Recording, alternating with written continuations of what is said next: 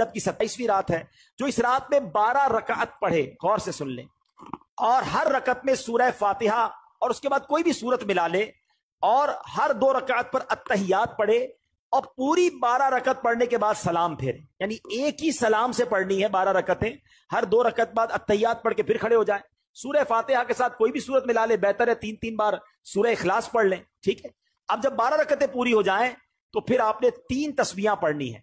100 बार क्या पढ़ना है? सुब्हानल्लाहि वल्हम्दुलिल्लाहि वला इलाहा इल्लल्लाहु वल्लाहु अकबर, ये 100 बार पढ़ें।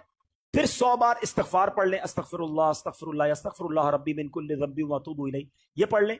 और फिर 100 बार दुरूद पाक पढ़ लें। जब ये वजीफा कंप्लीट हो जाए तो नबी पाक फरमाते हैं, अपनी दुनिया और आखिरत के लिए जिस चीज के बारे में दुआ मांगेगा और सुबह को रोजा रखेगा, अल्लाह पाक उसकी सब दुआएं कबूल फरमाएगा, सिवाय उस दुआ के जो गुनाह के लिए हो। माअज़ल्लाह अगर कोई अपने गुनाह के काम के लिए दुआ करेगा तो वो कबूल नहीं होगी। अल्लाह पाक हम सबको अमल करने की तौफीक अता फरमाए।